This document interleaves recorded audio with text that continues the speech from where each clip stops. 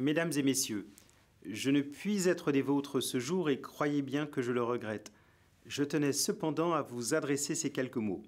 Je veux d'abord remercier sincèrement Elsa Mainville et Batou Lassoun, les co-présidentes du Club 21e siècle, pour leur invitation à participer à cette conférence dont le sujet est au cœur de mes engagements. Oui, construire une représentation positive de la diversité socio-culturelle en France passe aussi par l'éducation et la jeunesse. Il y a tant à faire pour cela.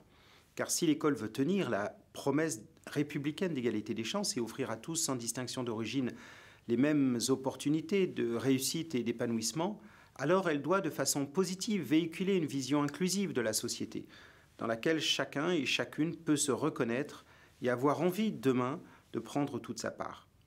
C'est dans cette perspective, au service de l'égalité des chances, que j'ai souhaité enclencher une dynamique nouvelle en faveur de la mixité sociale et scolaire. En effet, le système éducatif français se caractérise encore aujourd'hui par la très forte reproduction des inégalités sociales à l'école. Et parmi les facteurs qui expliquent cet état de fait se trouve la ségrégation des établissements scolaires. Ainsi, à la rentrée 2021, la proportion d'élèves issus de milieux défavorisés est en moyenne de 37,4% au collège. Mais si nous regardons en détail parmi ces élèves les plus défavorisés, on les retrouve pour 61% dans un dixième des collèges les plus défavorisés, alors que les collèges les plus favorisés n'en accueillent que 14,6%. La différenciation est encore plus marquée entre le public et le privé. L'écart sur une longue période s'est accentué. La proportion d'élèves de 6e très favorisés dans les collèges de l'enseignement privé et ceux de l'enseignement public est passée de 11 points en 1989 à 20 points en 2021. Nous ne pouvons pas collectivement nous satisfaire de cette situation de ségrégation croissante. C'est pour cela que j'ai entamé une série de consultations avec les collectivités territoriales en particulier, qui sont responsables de la sectorisation des établissements, afin de mobiliser des leviers concrets qui permettront de faire progresser la mixité. Secteur multicollège, implantation de filières attractives dans les collèges évités, prise en compte des critères sociaux dans l'affectation au lycée, les leviers sont multiples et doivent être mobilisés en fonction de chaque configuration territoriale. J'ajoute que cette question dépasse le seul champ éducatif et implique de travailler de concert avec l'ensemble des acteurs du logement et de l'aménagement du territoire pour prévenir en amont les ségrégations spatiales dont l'école est le reflet. Ensuite, l'égalité des chances est au cœur du projet que je conduis pour l'évolution du collège. Dès la rentrée prochaine, la nouvelle 6e verra notamment la mise en place d'un temps d'approfondissement et de soutien pour veiller à la maîtrise par tous les élèves des fondamentaux et prévenir le décrochage. La généralisation du dispositif Devoirs faits préviendra aussi le creusement des inégalités devant le travail demandé à la maison.